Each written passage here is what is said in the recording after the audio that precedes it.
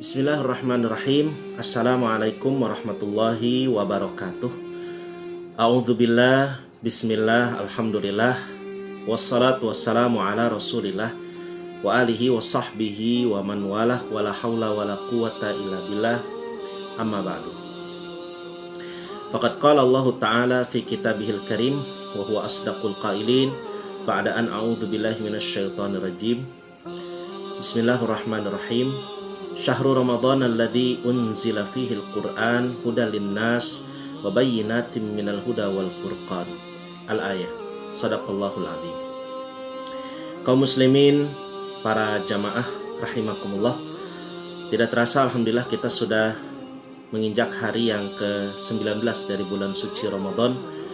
Tepatnya hari ini bertepatan dengan tanggal 12 Mei 2020 Masehi. Dan sudah lewat dari pertengahan, juga sudah menjelang 10 hari terakhir. Tentunya di bulan Ramadan ini kita tahu bahwa ada satu peristiwa yang sangat besar dan agung, yaitu peristiwa turunnya Al-Quran atau nuzulul Quran. Maka dari itu semangat umat, semangat masyarakat untuk membaca, bertadarus, baik sendiri-sendiri maupun berjamaah. Ya tentunya jika di musim COVID-19 seperti sekarang ini, kita disarankan untuk membaca di rumah bersama-sama dengan keluarga. Semangat itu tidak pudar dan itu terus berlangsung. Dan ada yang dengan target mengkhatamkan sampai 1 kali khatam, one day one juz misalnya. Ada yang lebih daripada itu. Ada yang juga tidak menggunakan target, tapi yang penting buat dia adalah membaca dan memahami isinya. Maka hal itu adalah tradisi yang penting kita teruskan. Di samping ada pahala besar yang akan kita dapatkan ketika kita mau membaca ayat per ayat dari Al-Quran. Para jamaah rahimakumullah, saya tidak akan membahas tentang proses nuzulul Qurannya, begitu pula tentang fadilah membaca Al-Qurannya, tetapi ada satu doa yang sudah masyhur di kalangan umat Islam. Setiap kali kita selesai membaca Al-Quran atau mungkin mengkhatamkan Quran, doa ini sudah cukup populer di kita dan selalu kita baca. Ini akan kita bahas pada kesempatan singkat ini, yaitu doa yang berbunyi Bismillahirrahmanirrahim. Allahumma arhamna bil Quran waj'alhu lana imaman wa nura wa hudaw wa rahmah. Allahumma dzakirna minhu ma nasina wa 'allimna minhu ma jahilna warzuqna tilawatahu ana al-laili wa atrafan nahar waj'alhu lana hujjatan ya rabbal alamin. Doa ini selalu kita baca, baik selesai membaca Al-Quran atau mengkhatamkan dari pembacaan Al-Quran itu sendiri. Kita akan coba kupas. Hadirin rahimakumullah atau para jamaah rahimakumullah, ada beberapa poin dalam doa ini. Yang pertama, kita meminta kepada Allah, Allahumma arhamna bil Quran. Ya Allah, sayangi kami dengan Al-Quran. Sayangi ini menggunakan kata irhamna dari kata rahima yarham. Kita tahu dari kata rahima yarham muncul kata ar-Rahman dan ar-Rahim, dan muncul pula kata rahmah yang artinya kasih sayang. Kita minta kepada Allah dengan membaca Al-Quran, dengan berkah Al-Quran, kiranya Allah berkenan memberikan rahmatnya kepada kita dan mau menerima kita sebagai hambanya yang memaklumi kekurangan-kekurangan kita dan serta menambal segala kekurangan itu untuk diperbaiki di hari-hari yang kemudian. Maka Al-Quran kita minta menjadi rahmat dari Allah.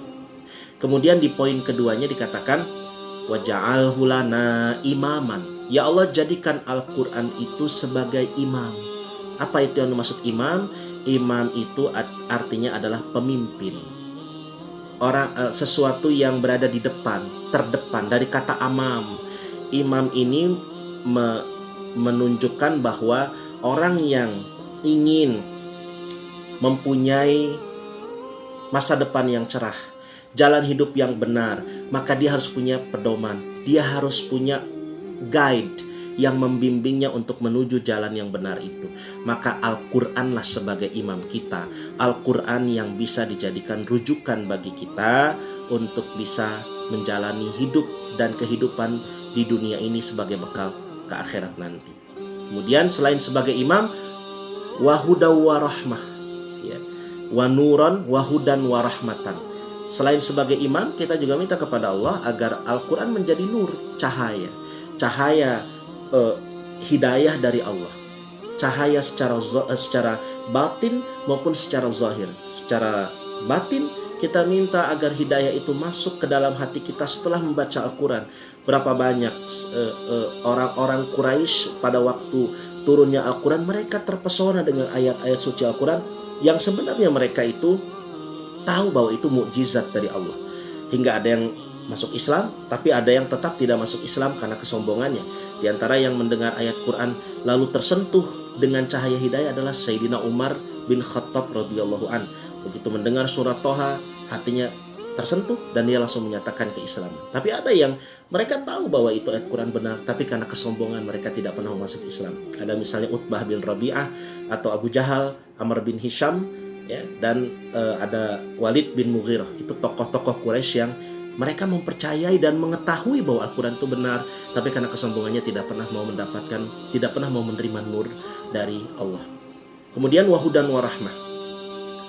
Al-Quran kita minta kepada Allah agar menjadi hudan, petunjuk dan rahmat, kasih sayangnya. Artinya bahwa Al-Quran ini adalah pedoman hidup kita. Dari mulai A sampai Z ada semua di Al-Quran.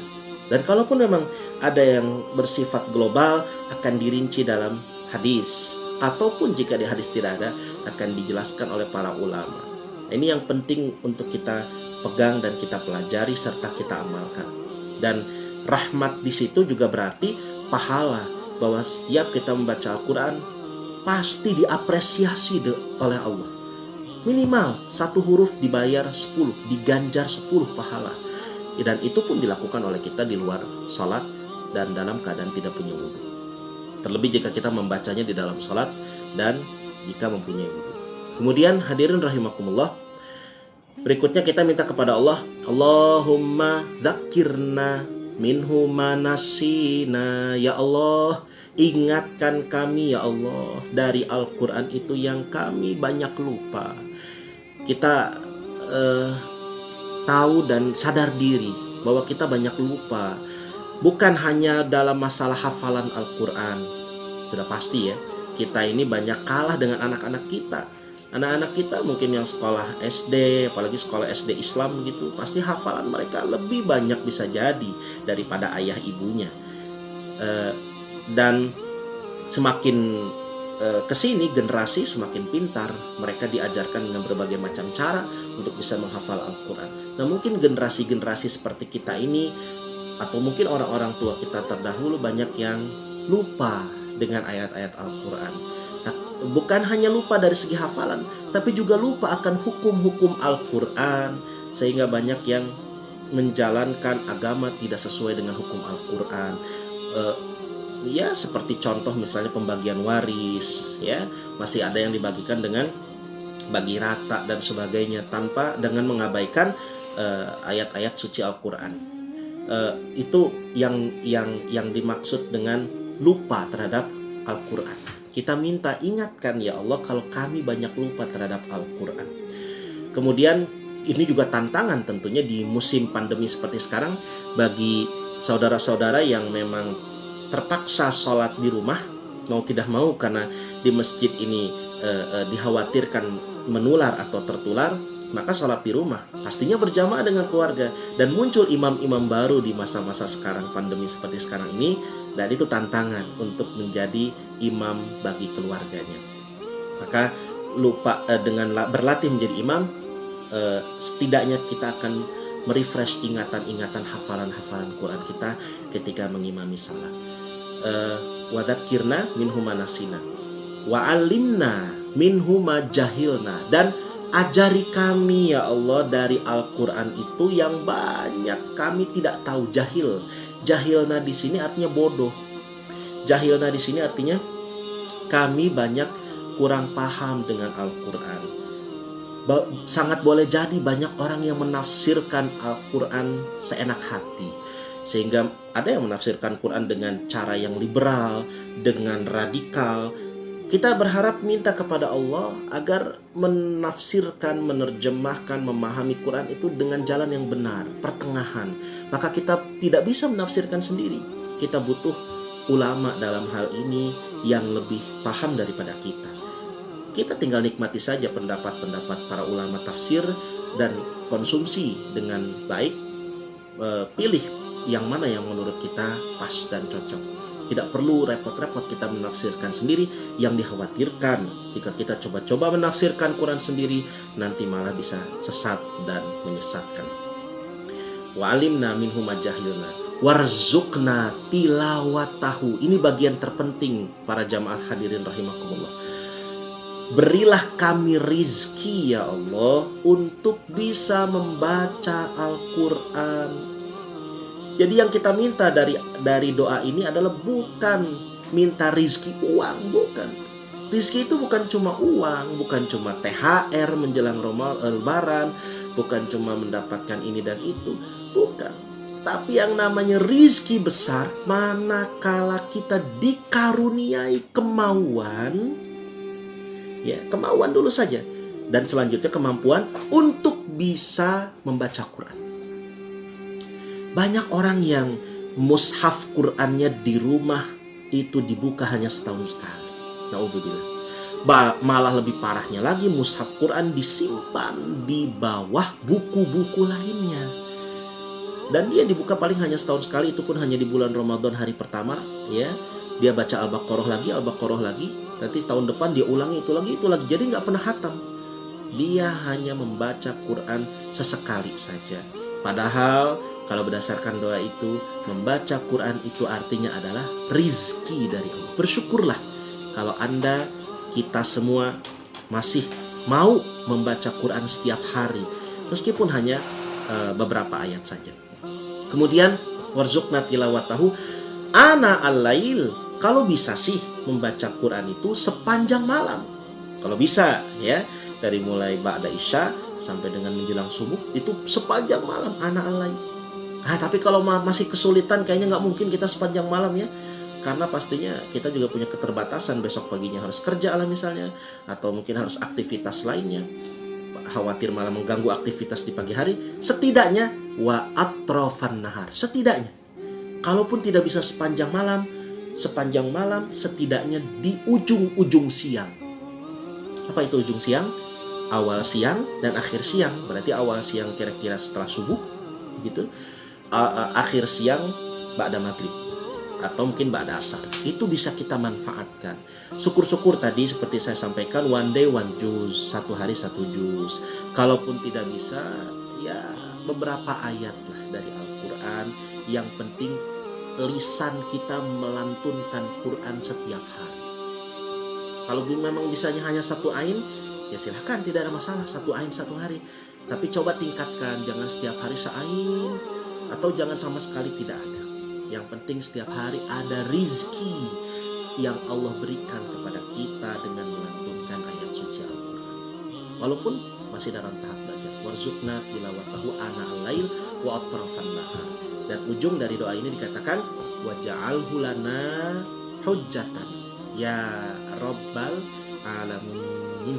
Dan jadikan Al-Quran itu ya Allah bagi kami sebagai hujjah yang membela kami. Hujjatan lana. Lana hujjah itu maksudnya hujjatan lana, pembela.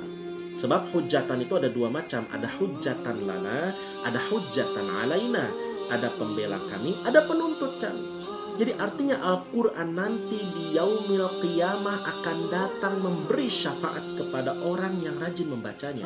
Sebagaimana hadis Nabi yang masyhur, ya, yang dimana di hadis itu dikatakan Iqra'ul Quran fa innahu ya'ti yaumal qiyamah syafi'an li ashab. Bacalah Quran, nanti Quran akan datang memberi syafaat kepada orang yang rajin membacanya. Jadi artinya kalau kita rajin baca Quran, sekalipun misalnya amalan-amalan kita ini memang minim, tapi karena rajin, rutin tadi setiap hari, tidak terlalu banyak, tapi rutin setiap hari dibaca, itu Quran akan datang. Nanti dia akan menyelamatkan orang yang nyaris terjerumus ke dalam neraka, dan dia akan diberikan syafaat oleh Quran sehingga dia masuk ke dalam surga. Nah, sementara bisa jadi Quran itu juga berpotensi menjadi penuntut, ya, hujjatan alaina. Quran akan menuntut orang yang tidak pernah mau baca Quran, tapi ngaku muslim, tapi nggak pernah baca Quran. Tapi dia naudzubillah misalnya punya gelar ustadz, punya gelar kiai, tapi Quran nggak pernah dibaca-baca sama sekali. Ini naudzubillah akan menjadi penuntut dia di yaumil qiyamah. Nah, kita makanya minta di penghujung doa ini, jadikan Quran ya Allah sebagai hujjatan lana hujjah, pembela kami di yaumil qiyamah nanti. Mudah-mudahan ya, dengan kita membaca Al-Quran dan kita menutup pembacaan Quran kita dengan doa yang cukup panjang tadi, singkat ya, tapi maknanya begitu dalam, kita akan mendapatkan apa yang kita harapkan. Dan mudah-mudahan di Ramadan tahun ini kita semua diberikan oleh Allah aneka macam keberkahan, dan mudah-mudahan semoga dengan rajin membaca Quran, wabah penyakit yang sedang melanda kita semua ini diangkat oleh Allah Subhanahu wa taala, dan insya Allah kita semua hasil maksud husnul khatimah. Terima kasih. Wallahu muwaffiq ila aqwamit thariq wa bihi al hidayah wal irsyad wat taufiq wal afu minkum. Assalamualaikum warahmatullahi wabarakatuh.